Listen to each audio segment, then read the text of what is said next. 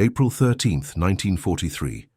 The skies above Sicily shimmered with heat as 16 P-40 Warhawk fighters cruised at 23,000 feet. Lieutenant James Thompson wiped condensation from his oxygen mask, confident that today's escort mission would be like the previous dozen, uneventful. Many German pilots had openly mocked American reports of colored airmen in combat, believing firmly that no African American could possibly possess the intellect or nerve to operate a complex fighter aircraft. Before we dive into this story, make sure to subscribe to the channel and tell me in the comments where you're watching from. It really helps support the channel. What unfolded over the next 6 months would fundamentally transform not only the air war over Europe, but would shatter entrenched beliefs about race and capability that had persisted for centuries. First, Lieutenant Daniel Jackson squeezed his control stick tighter as his squadron approached the bomber formation they were assigned to protect. His mind drifted momentarily to the letter from his wife Evelyn, tucked into his flight jacket pocket. "The newspapers here barely mention what you boys are doing," she had written. "Sometimes I wonder if America even knows you exist." Jackson banked his aircraft gently to maintain formation with the other 15 P-40 Warhawks of the 332nd Fighter Group. Through his canopy, he could see the tight formation of B-17 bombers they were tasked with escorting to targets near Palermo. His radio crackled to life. "Red 1 to all flights. Tighten it up, gentlemen. We've got precious cargo to deliver," came the steady voice of Colonel Benjamin Davis. "Red 4 acknowledging," Jackson responded, adjusting his throttle minutely. Colonel Davis was a West Point graduate and son of the first African-American general in the United States Army. He commanded the newly operational all-black fighter group with a stern professionalism that demanded respect. His leadership style reflected the immense pressure they all felt. They were not just fighting the German Air Force. They were fighting against the prejudices of their own military and nation. 22,000 feet below, Hauptmann Werner Schröder of Jagdgeschwader 27 scanned the intelligence report with growing skepticism. He had 13 aerial victories to his name and had been flying combat missions since 1940. The report from High Command mentioned a new American fighter group operating in the Mediterranean theater. "Colored pilots, Americans are truly desperate if they're putting Negroes in fighter planes," he remarked to his wingman, Feldwebel Kurt Müller, who nodded in agreement. "Perhaps they ran out of real pilots," Müller replied with a smirk. "Should make our job easier." Schröder folded the report and tucked it into his flight jacket. "The intelligence officer says they've nicknamed themselves the Black Eagles. We'll see how they fly." The two German pilots walked toward their Messerschmitt 109 fighters, confident in their superior training and experience. The German aircraft featured a streamlined airframe with a powerful Daimler-Benz engine producing 1,300 horsepower. Its two 20mm cannons and two machine guns made it a formidable opponent for any Allied aircraft. Meanwhile, aboard the lead B-17 Carolina Queen, Captain Michael Reynolds watched the P-40 fighters with a mixture of relief and concern. The bomber crews had initially protested being assigned protection from the segregated fighter group. "Colonel, I'll be honest, my boys weren't thrilled when we heard who our escort would be," Reynolds had told the bomber group commander the previous evening.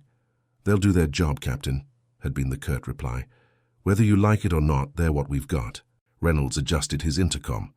"Keep your eyes peeled, everyone. Fighters at 2 o'clock high, they're ours." "Are those the ones?" asked his co-pilot, Lieutenant Robert Anderson. "The colored squadron."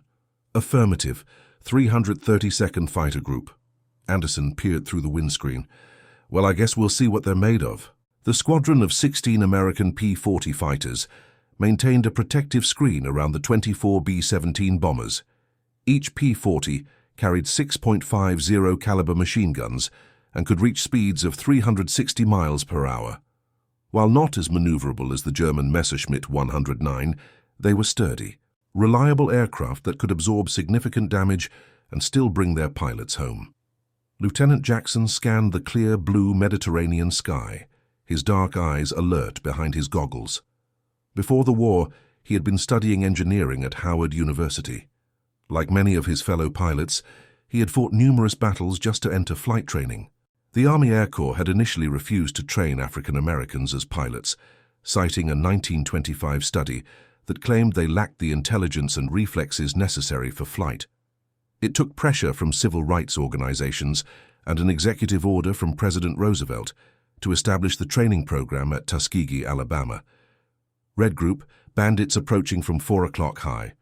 Colonel Davis's voice cut through the radio chatter. Looks like 12 plus bogeys. Red 1 through 8 stay with the bombers. Red 9 through 16 we're going hunting. Red 13 acknowledging, Jackson replied, pushing his throttle forward and banking his aircraft sharply upward. 7 other P-40s followed him toward the approaching German fighters. In his Messerschmitt, Hauptmann Schröder spotted the American formation and immediately assessed the situation. 12 B-17s with fighter escort, heading 090. Staffel, prepare to attack. We'll focus on the bombers. The German pilots had no way of knowing they were about to engage the first all-African-American fighter group in history. As far as they were concerned, these were simply American planes to be engaged and destroyed. The first encounter between the Black Eagles and the experienced German pilots lasted less than 15 minutes, but would forever change the dynamics of the air war over the Mediterranean. As the Messerschmitts dove toward the bomber formation, 8 P-40s intercepted them with a precision that caught the Germans off guard. Lieutenant Jackson locked onto a Messerschmitt that was lining up to attack a B-17. His thumb pressed the firing button, sending a stream of .50 caliber rounds toward the enemy fighter. Tracers arced through the sky, connecting with the German aircraft's wing. The Messerschmitt rolled violently and dove away, trailing smoke. Red 13, splash 1 bandit, Jackson reported calmly, already searching for his next target. Schröder watched in disbelief as 2 of his pilots broke off their attack, their aircraft damaged. What's happening? He demanded over the radio. Stay in formation and press the attack. But the American fighters moved with an aggression and coordination that disrupted the German tactics. Colonel Davis had drilled into his pilots that they had to be better than good. They had to be exceptional. Their training had been more intensive than that of their white counterparts, with higher standards and fewer resources. Every man in the cockpit knew that a single failure would be used as evidence that the entire program was a mistake. By the time the engagement ended, the Black Eagles had downed 3 German aircraft without losing a single plane of their own. More importantly, not one bomber had been lost to enemy fire. As the formation returned to their base in North Africa, the bomber crew's initial skepticism had transformed into grudging respect. Captain Reynolds keyed his radio as the B-17s prepared to break formation for landing. Red Leader, this is Carolina Queen. I owe you and your boys a drink. That was some fine flying. Colonel Davis's voice betrayed no emotion. Just doing our job, Carolina Queen. Safe landing. News of the engagement spread quickly through both Allied and German forces. At the German airbase near Trapani, Sicily, Hauptmann Schröder faced uncomfortable questions from his commanding officer. You lost 3 aircraft against an inexperienced American group? Oberstleutnant Heinrich Wagner demanded. They flew. Unexpectedly well, Herr Oberstleutnant, Schröder replied stiffly. We underestimated them. The intelligence reports indicate these were colored pilots, Wagner said, his voice tinged with disbelief. Surely that cannot be correct. I cannot confirm the race of the pilots, sir. I can only report that they fought with skill and determination. Wagner dismissed him with a wave. I want a complete analysis of their tactics. If the Americans are desperate enough to put Negroes in fighter planes, we must adapt accordingly. Meanwhile, at the dusty airfield in Tunis, the pilots of the 332nd celebrated their first successful combat mission with restrained pride. Unlike white fighter groups, they did not paint victory markings on their aircraft or boast about their accomplishments. They knew that one successful mission would not change years of prejudice. Lieutenant Jackson sat on his cot that evening, writing to his wife. We met the enemy today, when he wrote. For a few hours up there in the sky, the only thing that mattered was how well we flew and fought. The German pilots didn't care about our skin color, only whether we could shoot them down before they shot us down. It was the closest thing to equality I've ever experienced. The following weeks saw increasing confrontations between the Black Eagles and the German fighters. With each engagement, the American pilots refined their tactics and built their confidence.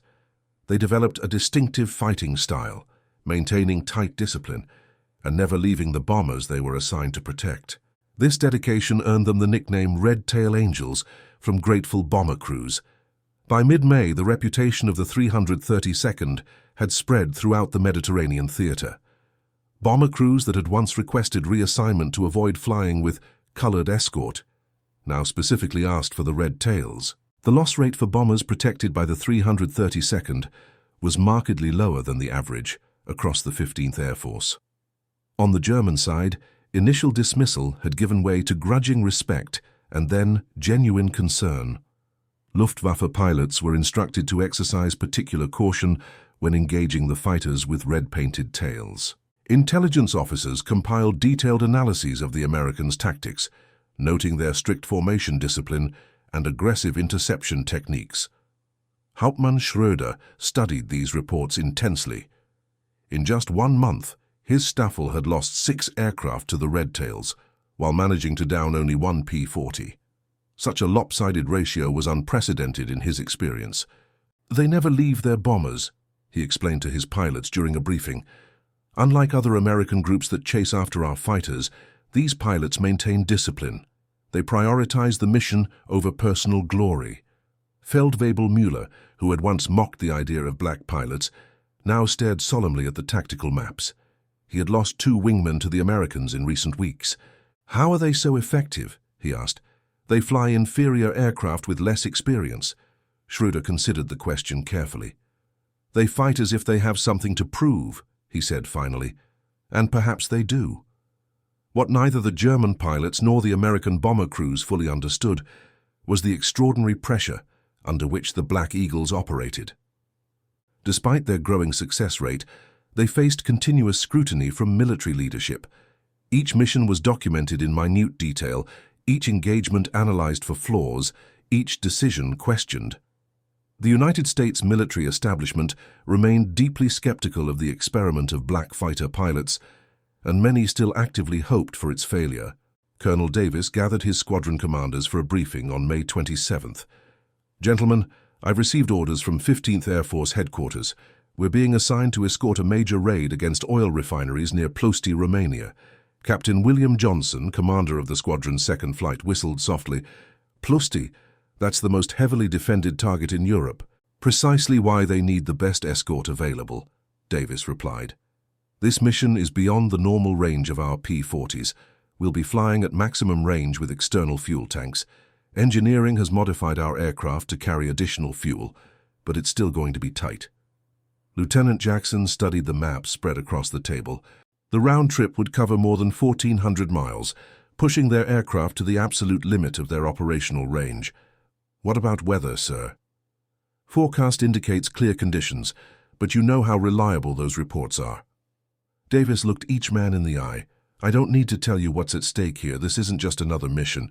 This is our chance to prove beyond any doubt what we're capable of." The men nodded solemnly. They understood that their performance would be judged not just as individual pilots, or even as a unit, but as representatives of their entire race. The weight of that responsibility sat heavily on their shoulders. The next morning, 32 P-40 Warhawks of the 332nd Fighter Group took off in the pre-dawn darkness. They climbed steadily through thin cloud layers, condensation forming on their windscreens as they reached colder air at higher altitudes.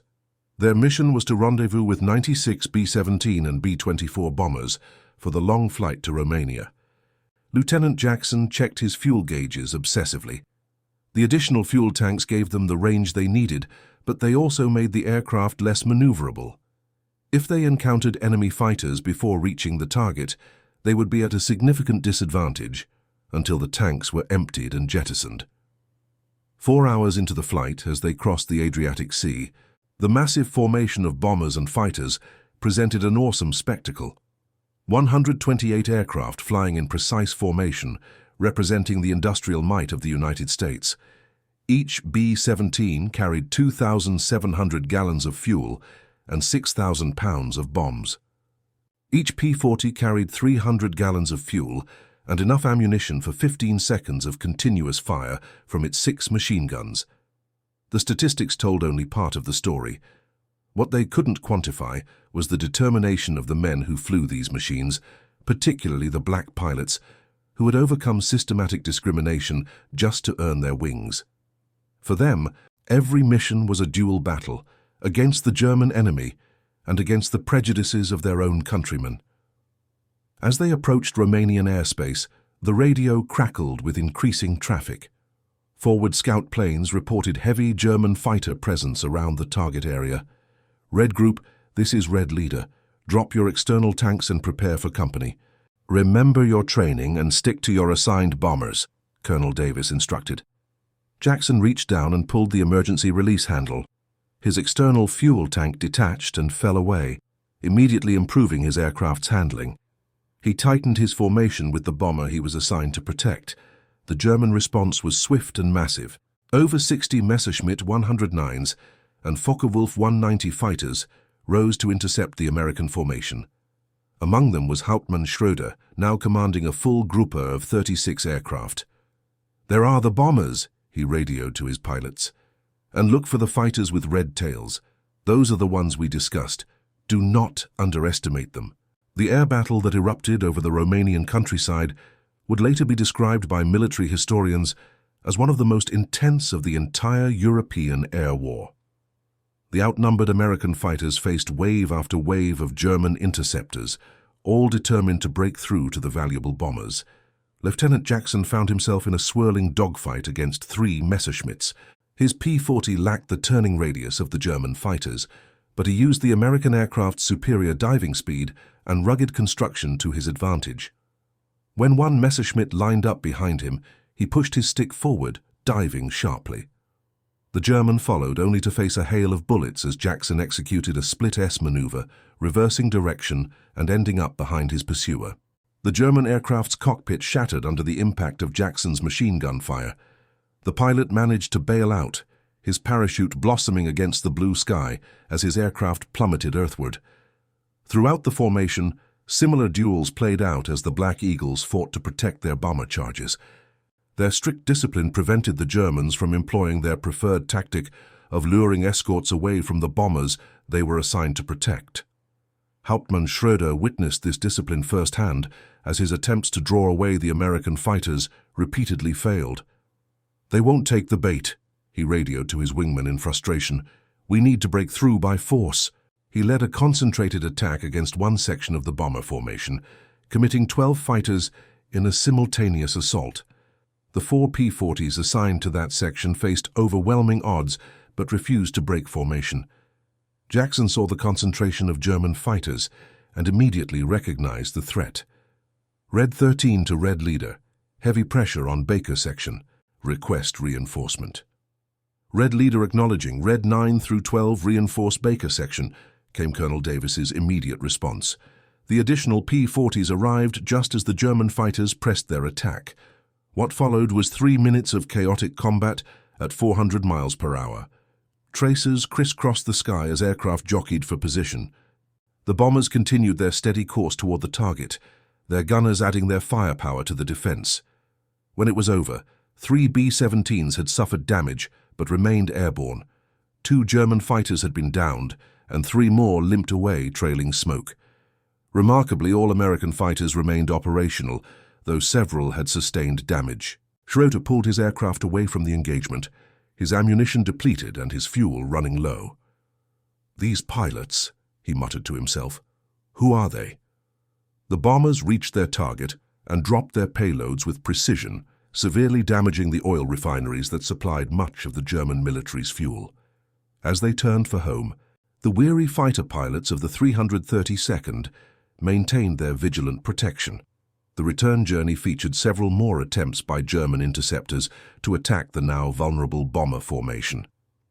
With fuel running critically low, the American fighters faced the difficult choice between engaging the enemy and conserving enough fuel to reach friendly territory. Colonel Davis made the decision. "Red Group, we stay with the bombers until we reach the Adriatic, not 1 mile less." Lieutenant Jackson watched his fuel gauge drop toward the red line as they continued to escort the bomber formation. Every minute in the air meant less margin for error in the return journey, yet not a single pilot broke formation or suggested abandoning their charges. As they finally crossed the Adriatic Sea, Davis released most of the fighters to head directly back to base, keeping only a token escort with the bombers who were now relatively safe from enemy interception. Jackson's P-40 touched down at the North African base with less than 10 minutes of fuel remaining.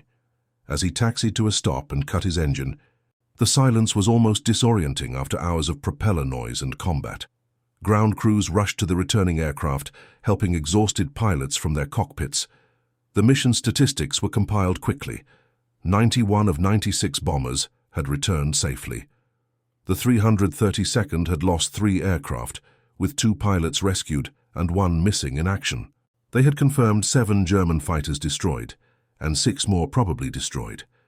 By any measure, it was an extraordinary success for a long-range mission against such a heavily defended target.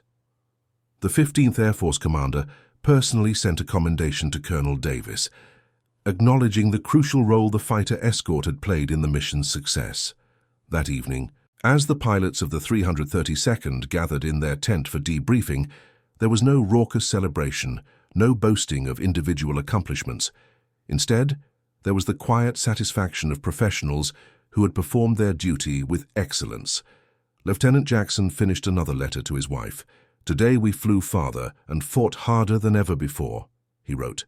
"The Germans threw everything they had at us, but we didn't break. We didn't run. We stayed with our bombers and brought them home. If America could see what happened in the skies today, they wouldn't question whether a colored man can fly and fight." What Jackson couldn't know was that the day's events had already begun to transform perceptions, both among the bomber crews they had protected and the German pilots they had faced. The bomber crews spread word of the Red Tail's extraordinary discipline and courage. Requests for escort by the 332nd increased dramatically, with bomber groups specifically asking for the Red Tail Angels by name. On the German side, Hauptmann Schröder submitted a detailed report to Luftwaffe High Command, analyzing the tactics and effectiveness of the American fighter group. His conclusion was direct and professional. The American fighter group, identified by red tail markings, demonstrates exceptional discipline and combat effectiveness. Their pilots exhibit skill and determination equal to or exceeding any Allied unit we have encountered. Future engagements with this unit should be approached with appropriate tactical consideration. What Schröder could not include in his official report was his personal realization that everything he had been taught about racial hierarchy had been proven false in the crucible of aerial combat. The men he had faced in the skies over Romania had demonstrated courage, skill, and intelligence that contradicted every tenet of the racial ideology that underpinned the German regime of that era. As May turned to June, the reputation of the Black Eagles continued to grow. Additional missions over Italy, Austria, and southern Germany further demonstrated their exceptional abilities. Their success was impossible to ignore, even for those in the American military establishment who had opposed the program from the beginning. Yet despite their proven combat record, the pilots of the 332nd returned after each mission to segregated facilities. They were not permitted in the officers' clubs where white pilots celebrated their victories. Their achievements received minimal coverage in military newspapers and virtually none in the civilian press back home. Colonel Davis gathered his officers for a briefing on June 15th.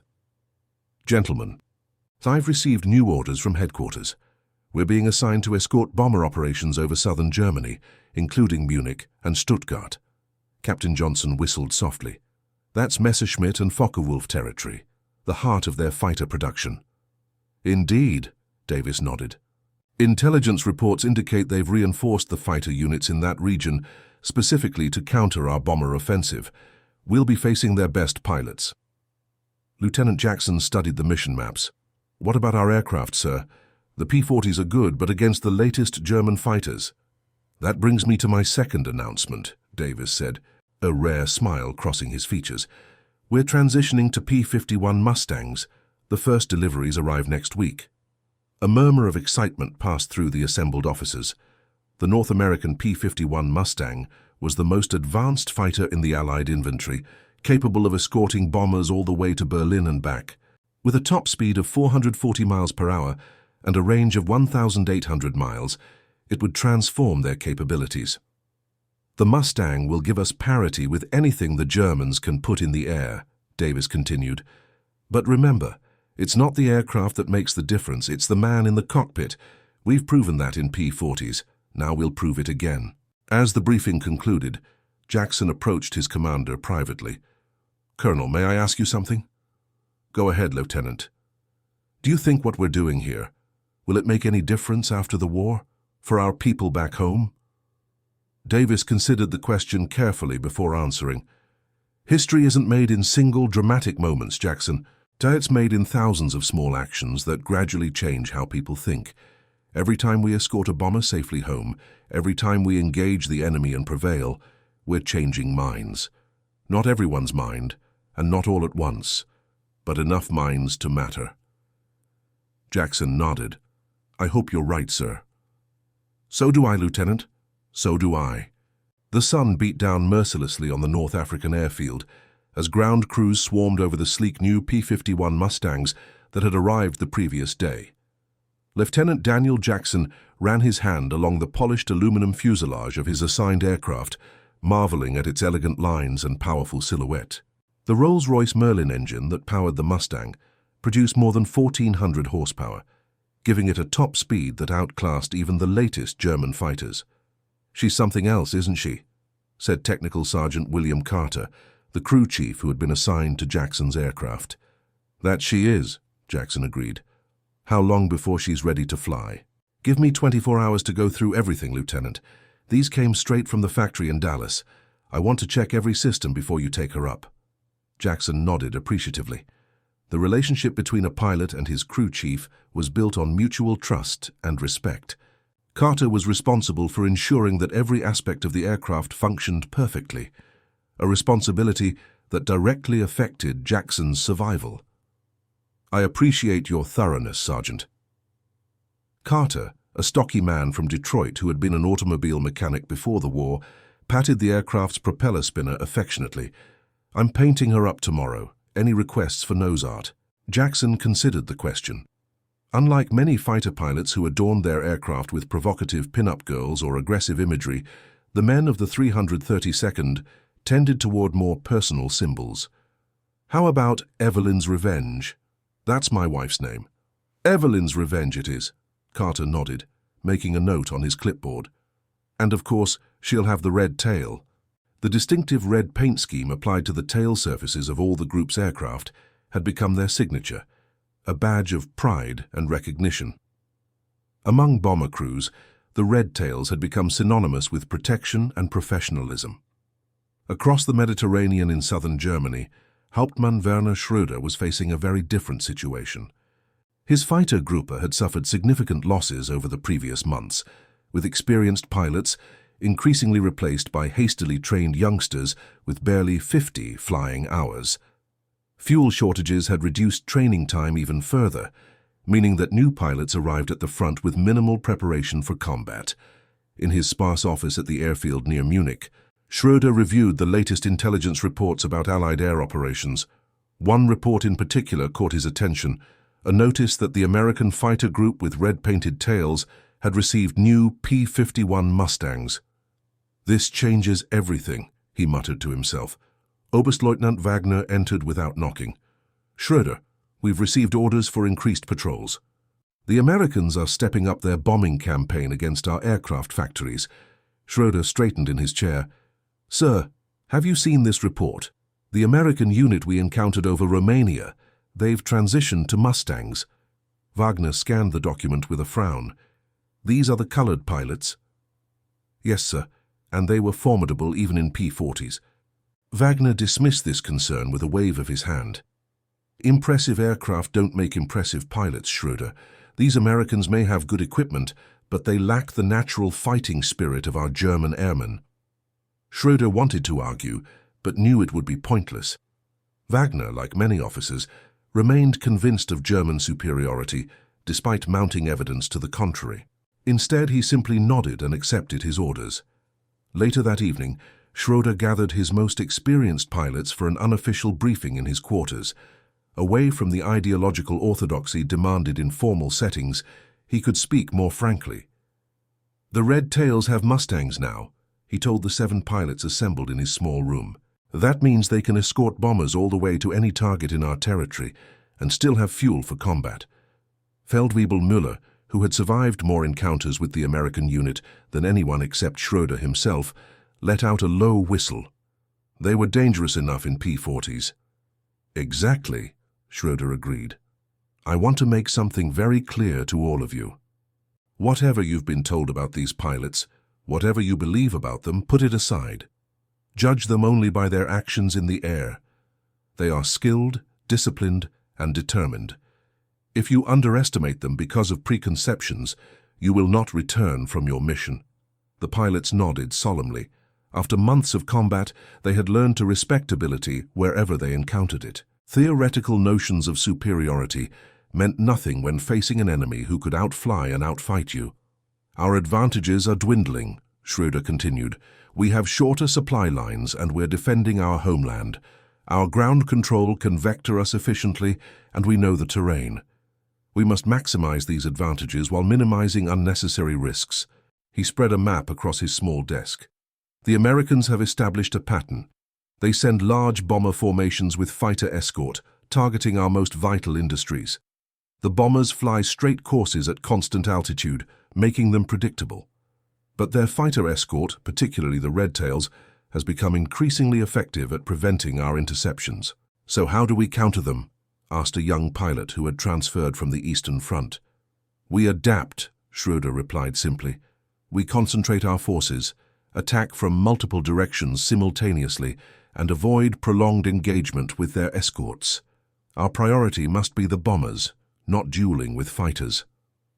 The strategy made sense, but every man in the room knew the reality they faced: dwindling numbers, decreasing industrial capacity, and an enemy whose strength grew with each passing month. Germany produced approximately 1,400 fighter aircraft per month at peak capacity, while American factories churned out more than 2,000 fighters in the same period, not counting the thousands of bombers and transport aircraft rolling off American assembly lines. As July 1943 progressed, the air war over Europe intensified. The 332nd Fighter Group, now fully equipped with P-51 Mustangs, flew increasingly ambitious missions escorting bombers to targets deeper in German territory. Their reputation continued to grow, both among Allied forces and their German adversaries. Lieutenant Jackson quickly adapted to the Mustang's superior performance.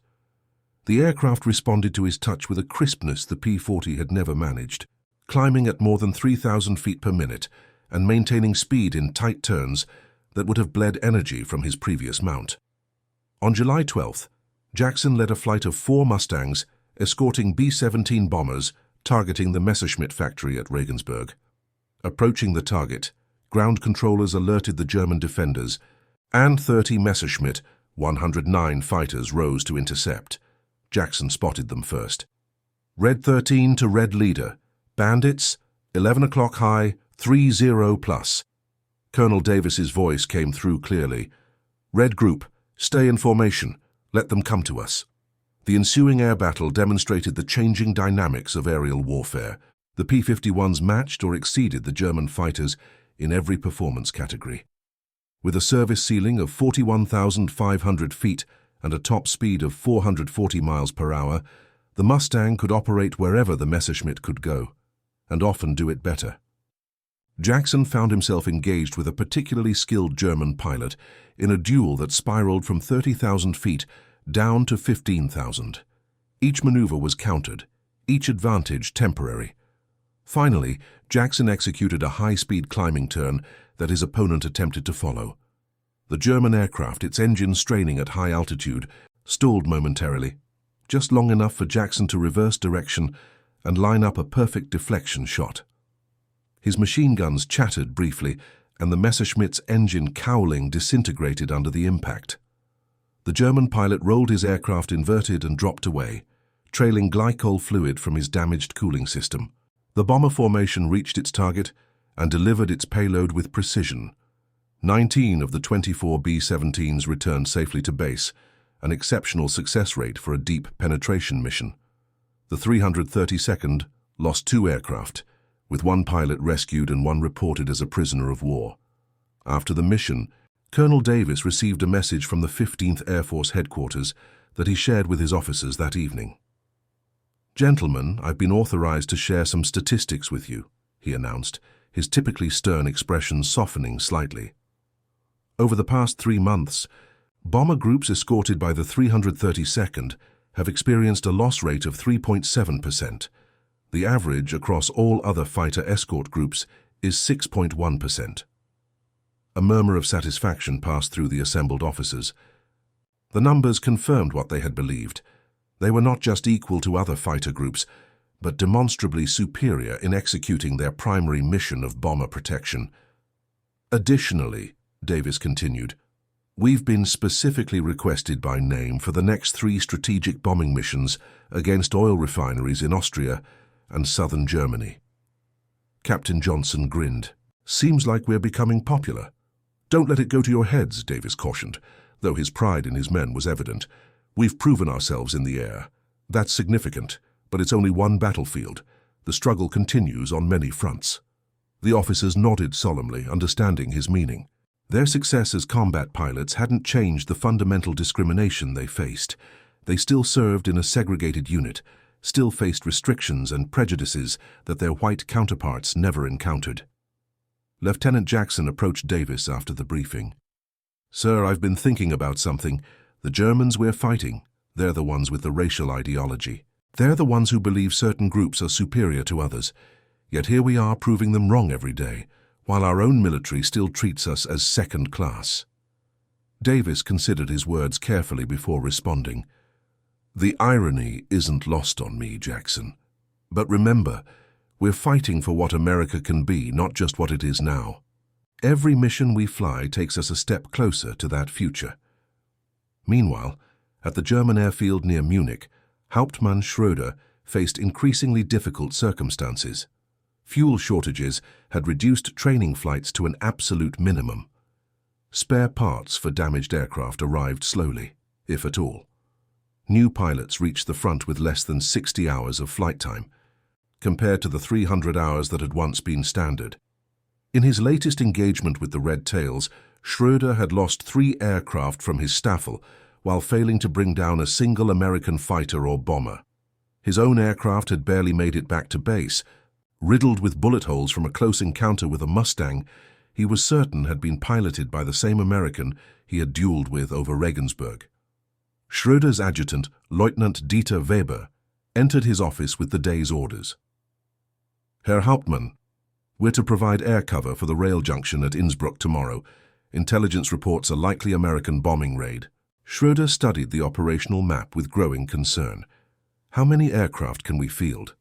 17 operational Messerschmitts, Weber replied, "and we've been promised support from Jagdgeschwader 5 with another 12 aircraft." 29 fighters total, Schröder calculated. "Against how many American aircraft?" Weber hesitated. "Estimates suggest 36 bombers, with at least 24 escort fighters." Schröder didn't need to elaborate on what those numbers meant. They were being asked to intercept a superior force with inadequate resources. It was becoming the norm rather than the exception. "Who's providing the bomber escort?" he asked. "Intelligence believes it will be the American 332nd Group." Schröder nodded grimly. "The Red Tails, of course." That evening, Schröder wrote a letter to his wife in Hamburg. He had been doing this before every mission recently, aware that each could be his last. "The reality of our situation becomes clearer with each passing week," he wrote. "We face an enemy with seemingly limitless resources, not just in machines and fuel, but in men. Their pilots come from every part of their diverse nation. Today, I received confirmation that we will again face the American-colored squadron that has proven so formidable. A year ago, I would have found it impossible to believe that such men could become among the finest pilots we face. Now I know better. I wonder how many other certainties will prove false before this war ends." Dawn broke clear and cold over the Alps as the combined American bomber and fighter force made its way toward Innsbruck. Lieutenant Jackson, flying Evelyn's Revenge, maintained position slightly above and behind the bomber formation he was assigned to protect. The red tail of his Mustang gleamed in the morning sunlight, a beacon that both reassured Allied airmen and warned German interceptors. "Red Group, bandits approaching, 10 o'clock low," came Colonel Davis's calm voice over the radio. "Looks like a full Grupper plus reinforcements." Jackson spotted the German formation climbing toward them from the direction of Munich. "Red 13 acknowledging. I count approximately 30 bandits." "Stay with your bombers," Davis instructed. "Let them come to us." The German fighters split into 3 groups as they approached, attempting to engage the Americans from multiple directions simultaneously. Jackson recognized the tactic. It was designed to fragment the American defensive screen and create openings to the bomber formation. "Red 13 to Red 9 through 12. Bandits at 8 o'clock trying to flank us. Let's move to intercept." Jackson led his flight toward the approaching German fighters, his aircraft responding instantly to his control inputs. As they closed to engagement range, he recognized the distinctive paint scheme on the lead German aircraft. It was the same pilot he had encountered multiple times before. In his Messerschmitt, Hauptmann Schröder recognized the approaching Mustangs and specifically noted the aircraft with Evelyn's Revenge painted on its nose. This was the American pilot he had dueled with previously, a skilled and aggressive opponent who had damaged Schröder's aircraft in their last encounter. "Staffel, hold formation," he instructed his pilots. "Target the bombers only when a clear shot presents itself. Do not get drawn into extended dogfights with the escorts." But his tactical plan disintegrated as the Mustangs tore into his formation. The American aircraft's superior speed, climbing ability, and armament made them formidable opponents. More concerning was the skill with which they were flown. These were not novices but experienced combat pilots who understood the strengths and weaknesses of both their own aircraft and their opponents. Jackson lined up a deflection shot on a Messerschmitt that was attempting to break through to the bombers. His 6.50 caliber machine guns sent tracers streaming across the sky, connecting solidly with the German fighter's wing route. The Messerschmitt rolled inverted, its pilot struggling to maintain control of his damaged aircraft. Throughout the formation, similar engagements played out as the Red Tails maintained their protective screen around the bombers. The German pilots fought with determination and skill, but they were increasingly outclassed in both equipment and numbers. Schröder found himself isolated from his wingmen, facing 2 Mustangs that worked in perfect coordination to trap him between them. He recognized that he was in serious trouble.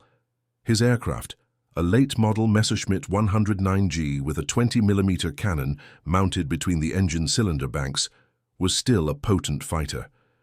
But the fuel shortages that had plagued the Luftwaffe meant his fuel tanks were only 3/4 full at takeoff, limiting both his range and his ability to use the energy-intensive combat maneuvers that might save him now. As one Mustang pressed an attack from above, Schröder executed a split S maneuver, rolling inverted and pulling through a diving half-loop to reverse direction. It was a desperate move that sacrificed altitude for separation, but it temporarily disoriented his pursuers. The momentary advantage didn't last. As he pulled out of his dive, his airspeed bleeding away, he saw the Mustang with Evelyn's Revenge on its nose dropping toward him, perfectly positioned for an attack. In that moment, Schröder made a decision that would later be documented in both American and German military records. Rather than attempting further evasive maneuvers that would likely fail, he rolled his aircraft wings level and rocked it from side to side, the universal aerial signal of surrender. Lieutenant Jackson had his finger on the firing button, ready to send a burst of machine gun fire into the German fighter, when he saw the rocking motion of the enemy aircraft. He hesitated, then pulled his Mustang alongside the Messerschmitt, close enough to see the German pilot's face clearly through the canopy. Schröder raised his hand in a gesture that was not quite a salute, but an acknowledgement. Jackson nodded in return, then gestured toward the west, indicating the direction of the American air bases in Italy. Schröder shook his head and pointed eastward. He would return to his own base. His aircraft was undamaged, and he had no intention of becoming a prisoner of war. He was surrendering this particular engagement, but not the broader conflict. Jackson considered for a moment, then nodded again. He pulled his aircraft away from the German fighter, climbing back toward the bomber formation. Over his radio, he reported simply, "Red 13 returning to position, 1 bandit driven off." The remainder of the mission proceeded without significant incident. The bomber formation delivered its payload to the Innsbruck rail junction, severing a critical supply line for German forces in Italy. 29 of the 36 bombers returned safely to base. The 332nd lost one aircraft, with the pilot later reported to have been captured. Upon his return to the German airbase, Hauptmann Schröder faced difficult questions from Oberstleutnant Wagner. "You had a clear shot at a bomber and didn't take it?" Wagner demanded, his face flushed with anger. "I was engaged by 2 Mustangs, Herr Oberstleutnant," Schröder replied evenly. "Continuing the attack would have resulted in the loss of my aircraft and crew." Wagner's eyes narrowed. "You've never shown such caution before, Schröder." "The tactical situation has changed, sir. The Americans have air superiority over southern Germany. That is the reality we must adapt to." Reality. Wagner spat the word. "The reality is that we need every German pilot to show absolute commitment to victory, not tactical calculations about survival." Schröder stood his ground. "With respect, sir, dead pilots win no victories. We must preserve our strength for battles we can win." The exchange earned Schröder a formal reprimand, but he was too valuable, one of the few genuinely experienced pilots still flying, to ground or transfer. Instead, he was tasked with training the newest arrivals, many of them teenagers from the Hitler Youth, who had received accelerated flight training. Looking at their eager, indoctrinated faces, Schröder felt a deep weariness. "You've been told many things about our enemies," he told them during their first briefing, "some true, some false. In the air, none of that matters. All that counts is skill, discipline, and judgment. The Americans you will face, particularly those with red tails on their aircraft, possess all 3 in abundance." A young pilot raised his hand. "But sir, how can the Americans be effective? They're a mongrel nation without unity of purpose or blood." Schröder regarded him steadily. "Have you ever seen an American bomber formation of 1,000 aircraft supported by 500 fighters? I have. Their factories produce more planes in a month than we can build in a year. Their diversity has not weakened them. It has given them perspectives and capabilities we never anticipated. Remember that when you face them in the air." As the summer of 1943 progressed, the strategic balance continued to shift. Allied bombing campaigns systematically targeted German industrial capacity, while the increasing presence of long-range Mustangs meant that no part of German territory was beyond reach. The 332nd Fighter Group's reputation continued to grow.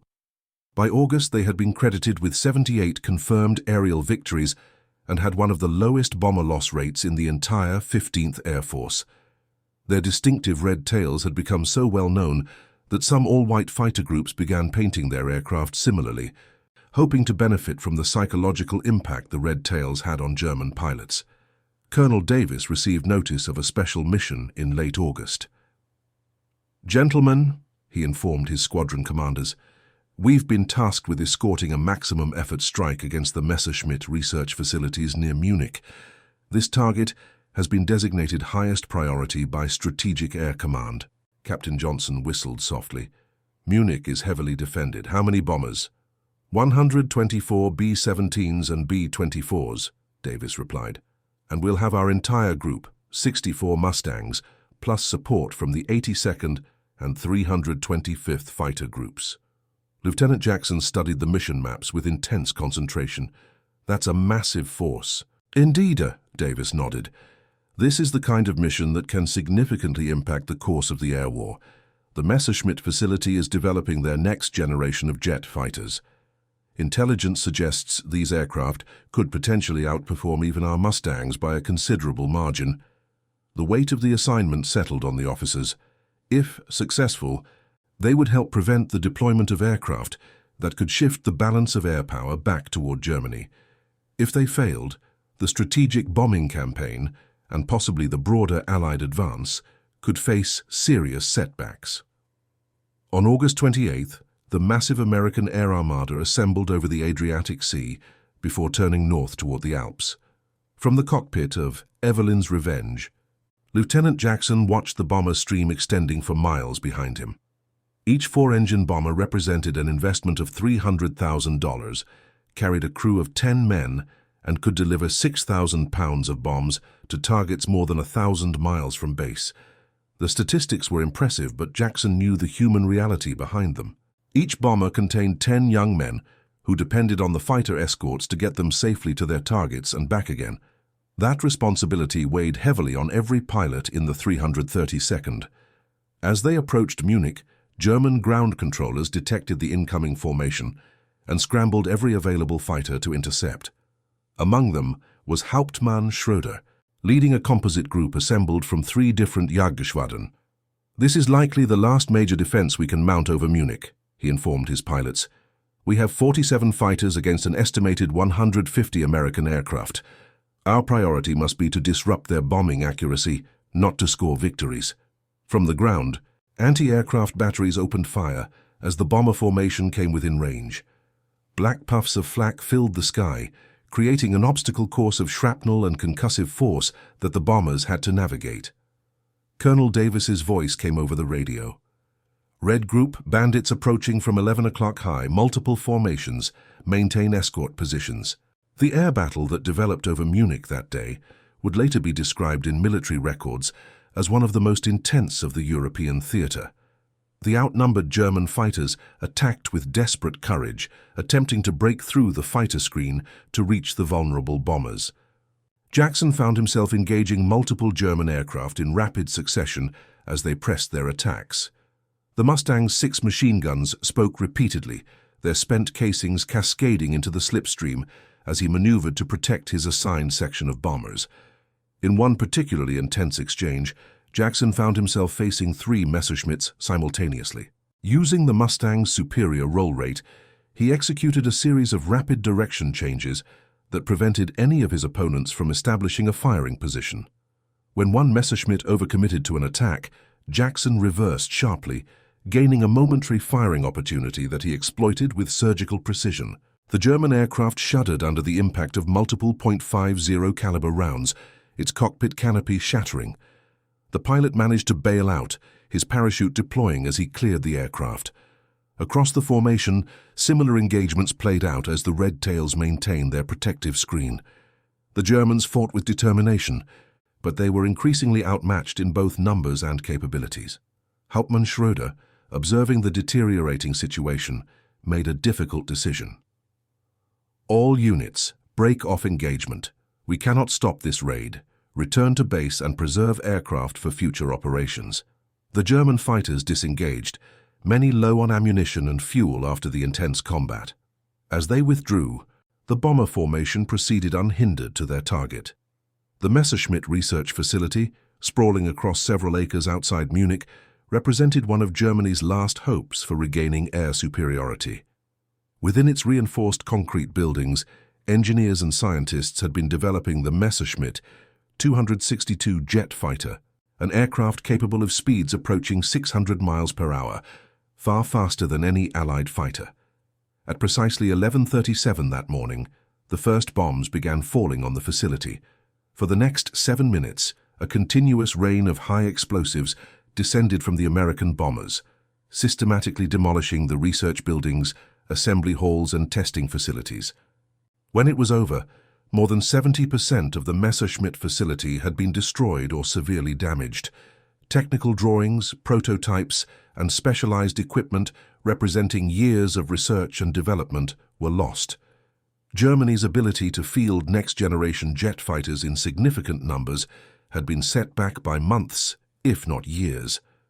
The bomber force turned for home, their P-51 escorts maintaining vigilant protection throughout the withdrawal.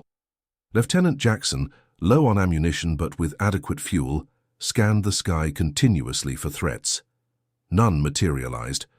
The Luftwaffe over southern Germany had effectively been neutralized as a significant fighting force. As the formation approached the Alps, Jackson noticed one of the B-17s falling behind, trailing smoke from a damaged engine. He maneuvered his Mustang alongside the stricken bomber, close enough to see the faces of the crew through the aircraft's windows. The pilot, a young captain probably no older than Jackson himself, gave a thumbs-up signal indicating that they believed they could make it back to friendly territory. Jackson stayed with the damaged bomber, providing escort and moral support as it limped across the mountains. The gesture wasn't tactically necessary, the threat of interceptors had passed, but it represented the bond that had developed between the bomber crews and their red-tail protectors. When they finally landed at their base in Italy, the statistics of the mission were compiled. 115 of 124 bombers had returned safely. The fighter escorts had lost 7 aircraft, with 3 pilots recovered and 4 missing. Against this, they had confirmed 22 German fighters destroyed, with another 17 probably destroyed or damaged. By any measure, it was a decisive victory, not just for the day's mission, but for the strategic air campaign over Europe. The German fighter force defending southern Germany had been effectively broken as an organized resistance. That evening, as the pilots of the 332nd gathered for debriefing, there was a visitor, Major General William Stratemeyer, commanding officer of the 15th Air Force Strategic Bombing Command.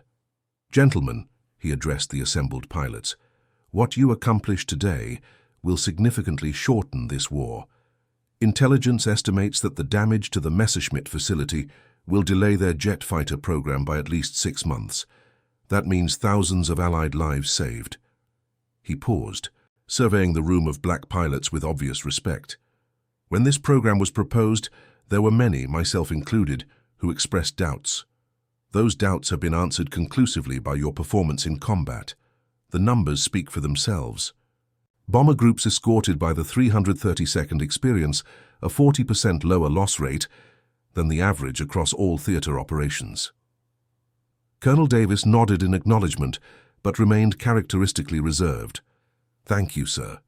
We're simply doing the job we were trained to do." "You're doing more than that, Colonel," Stratemeyer replied. "You're changing perceptions, both here and back home. The bomber crews specifically request your unit for escort duties now. They call you their red tail angels.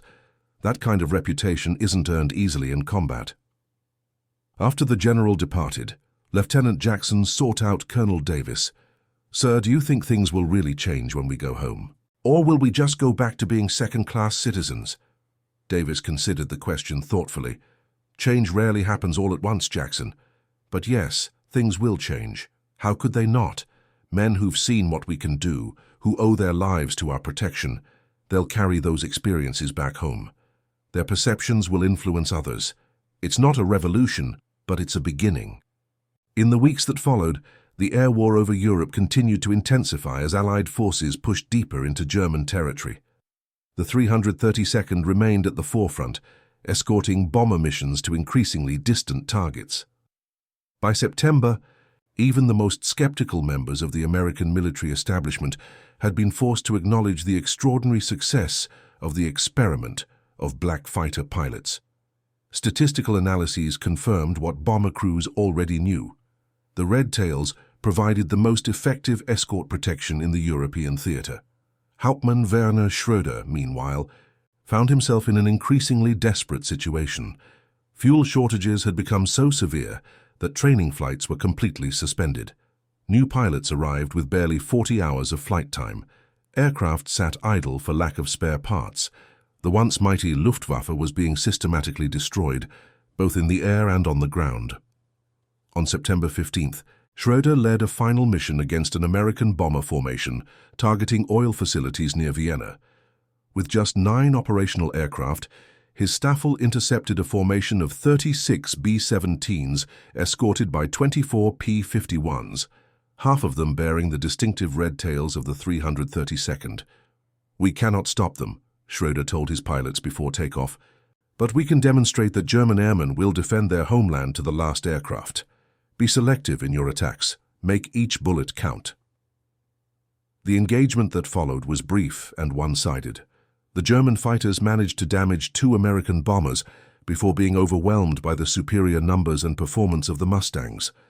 5 of Schröder's 9 aircraft failed to return. Schröder himself found his Messerschmitt pursued by a familiar adversary, the Mustang with Evelyn's Revenge painted on its nose. Despite his best defensive maneuvers, the American pilot stayed with him, gradually working into a firing position. When the first bullet struck his aircraft, puncturing his right wing and damaging his cooling system, Schröder knew the end had come. As glycol fluid streamed from his damaged engine, He had perhaps 5 minutes of flight time remaining before his engine would seize. Once again, he rolled his aircraft wings level and rocked it from side to side, signaling his surrender. And once again, Lieutenant Jackson pulled his Mustang alongside the stricken Messerschmitt. Through their respective canopies, the two pilots looked at each other, enemies by circumstance but united by the brotherhood of airmen. Schroeder nodded in acknowledgement of his defeat, then pointed downward, indicating his intention to land. His airfield was only 15 miles away. He might make it before his engine failed. Jackson understood the gesture. He could have pressed his advantage and destroyed the German aircraft, adding another victory to his tally. Instead, he waggled his wings in response and pulled away, climbing back to rejoin his formation. In his after-action report, he would simply note, "Engaged 1, ME-109, caused damage to cooling system, enemy aircraft disengaged."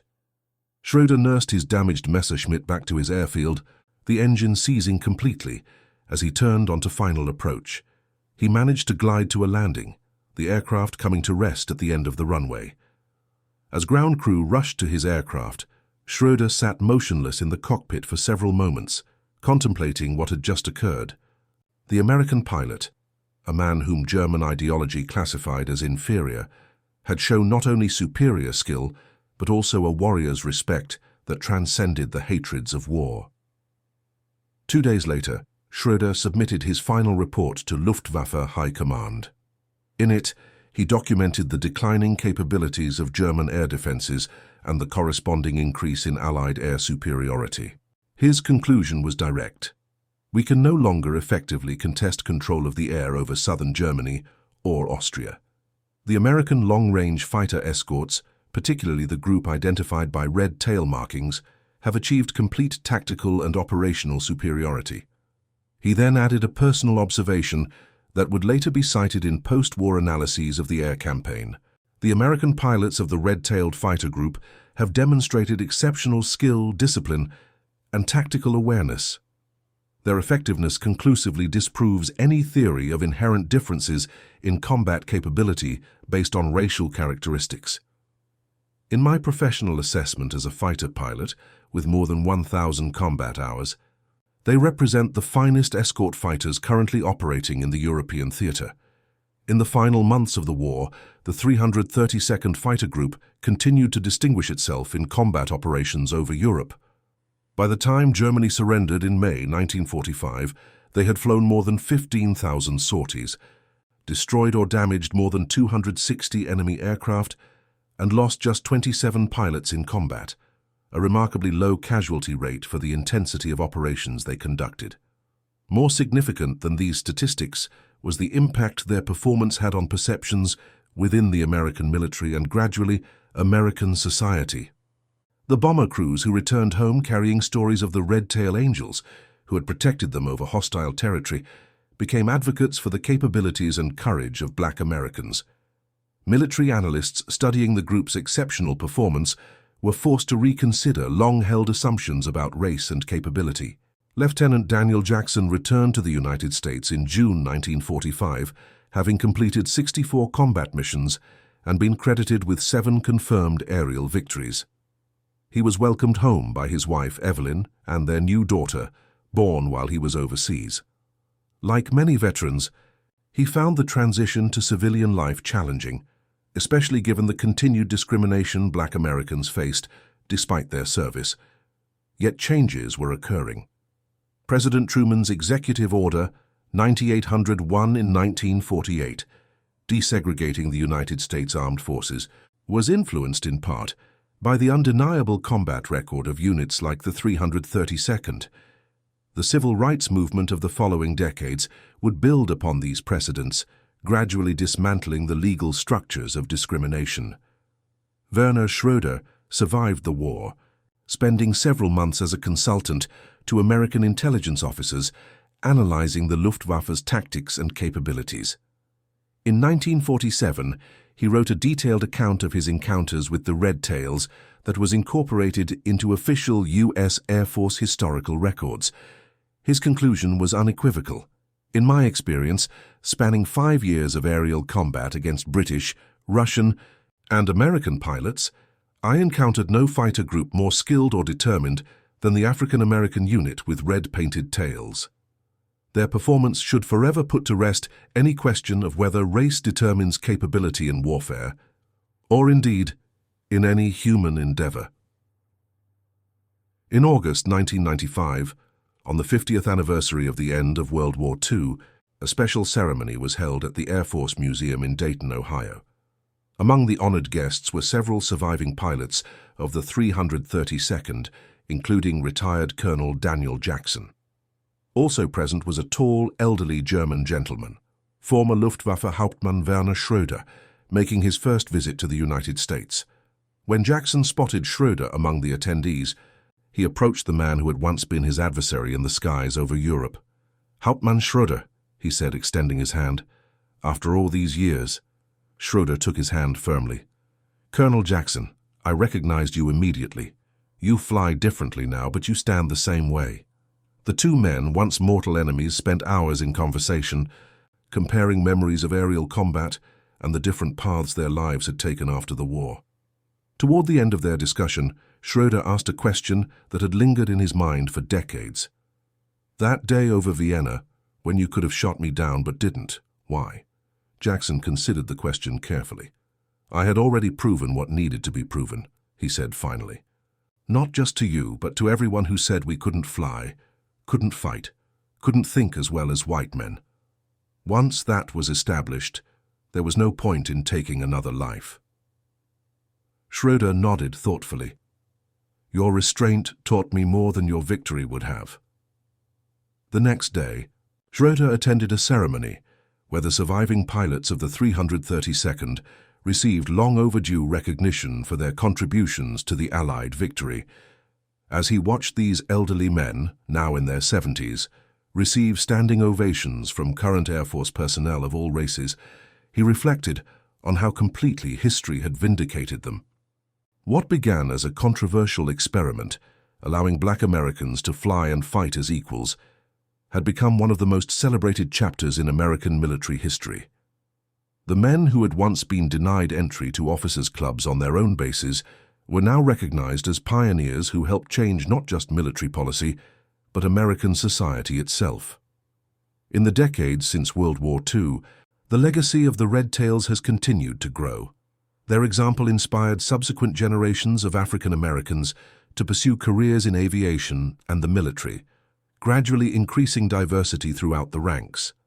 Their story became a powerful testament to the principle that opportunity, not innate characteristics, determines human achievement.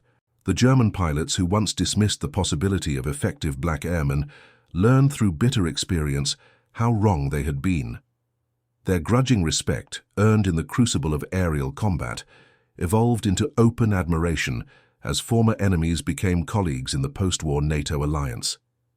Perhaps the most fitting epitaph for the Red Tails came from an unlikely source: the official history of the German Air Force, which concluded, "The American colored fighter pilots who defended bomber formations over southern Germany in 1943 and 44 demonstrated exceptional skill and determination. Their performance under combat conditions was superior to most other Allied fighter units and represented a significant factor in Germany's loss of air superiority." That these achievements came despite the additional burden of overcoming discrimination within their own nation makes them all the more remarkable. And that concludes our story. If you made it this far, please share your thoughts in the comments. What part of this historical account surprised you most? Don't forget to subscribe for more untold stories from World War II and check out the video on screen for another incredible tale from history. Until next time.